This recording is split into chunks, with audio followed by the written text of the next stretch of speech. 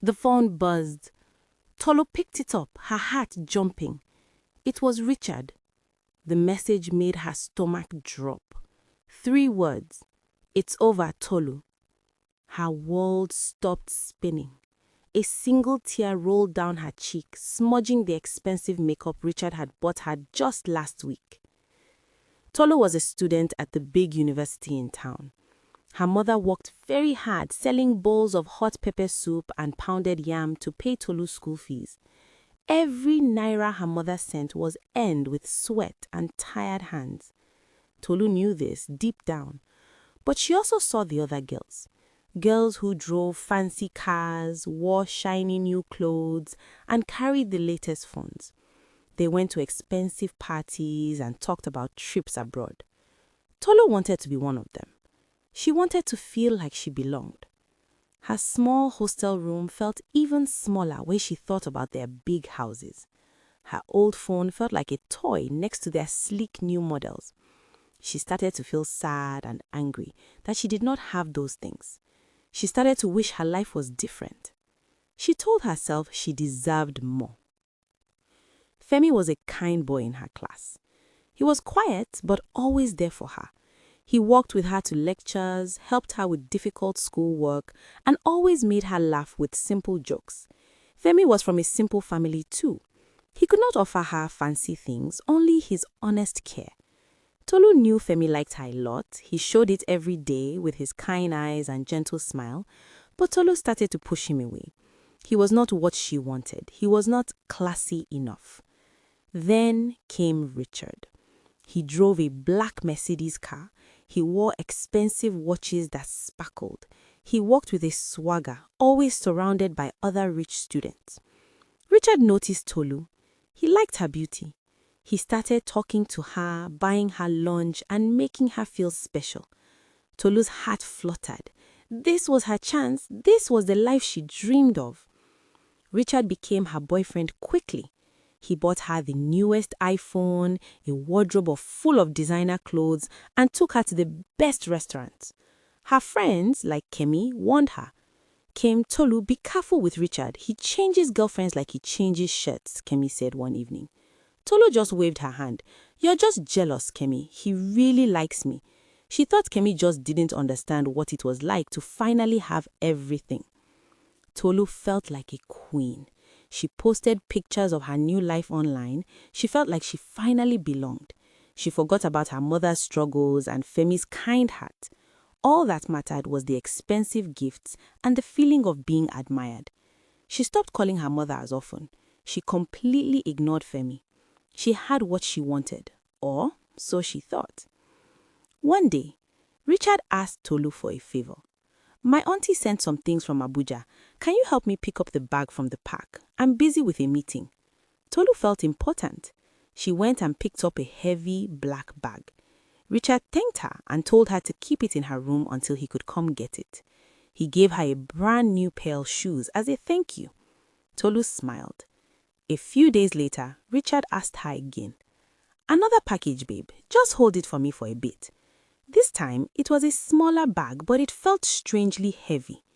Tolu put it under her bed, not thinking much about it. Richard was always so busy. She was happy to help him. She loved the gifts he gave her in return. One evening, Tolu was looking for her charging cable. She remembered putting it near the bag Richard had given her. She reached under the bed and pulled out the small, heavy bag. It felt odd. Curiosity pricked her. She unzipped it. Inside, she saw not clothes, but bundles of crisp new naira notes. They were tied with paper bands. Her eyes widened. There were so many, more money than she had ever seen in her life. Under the money, she found a small black device. It had wires and tiny blinking lights. Her hand started to shake. This was not just Auntie's package. This was something else, something bad. Her heart pounded. She remembered Kemi's warnings, the way Richard was always so busy, the strange calls he sometimes took in hushed tones. Fear gripped her. She knew deep down that this was not normal. She zipped the bag shut and pushed it back under the bed, but her mind raced. The next day, Tolu found Richard near the library. She pulled him aside.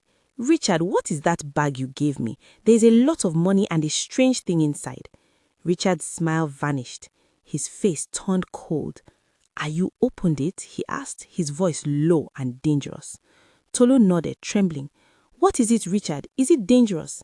He laughed, a harsh, empty sound that sent shivers down her spine. "It's nothing for you to worry about, Tolu. You are just a pretty face to help me out sometimes. You ask too many questions." He snatched the bag from her, which she had brought with her, and then he sent the text message. "It's over, Tolu." Tolu stood there frozen as Richard walked away, his Mercedes roaring to life moments later. The expensive clothes she wore suddenly felt heavy and cheap. The expensive phone in her hand felt like a burden. The tears came hot and fast, but this time they were not for a broken heart. They were for her foolishness. She had chased a dream that turned into a nightmare. She had lost her dignity, pushed away true friends, and almost gotten involved in something terrible, all for things she didn't truly need. Rumors about Richard's shady deals spread fast across the campus, and Tolu found herself alone. Other students avoided her, whispering and pointing. Her once envied life turned into a nightmare of shame. She felt dirty and used. She missed her mother, her simple home, and Femi's honest smile. She went back to her old, simple clothes. She focused on her studies, feeling a deep ache of regret. She knew she had made a terrible mistake. One afternoon, Tolu sat alone under a tree, reading her books. She had a soft voice. "Tolu?" She looked up. It was Femi. He looked the same, kind and gentle. "Are you okay?" he asked, his eyes full of concern, not judgment. Tolu's eyes welled up. "I'm so sorry, Femi," she whispered. "I was so foolish."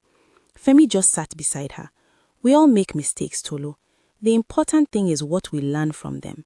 He offered her a small homemade snack. It was just garri and groundnuts, but it felt like the most precious gift she had ever received. Tolu finally understood.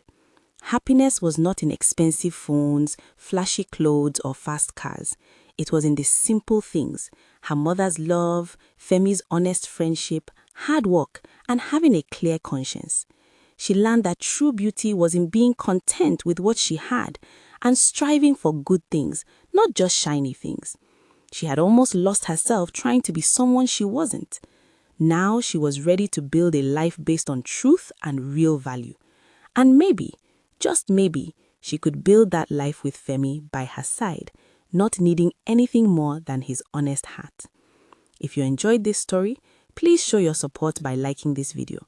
Don't forget to hit the subscribe button so you don't miss any of our future stories, and share this video with your family and friends.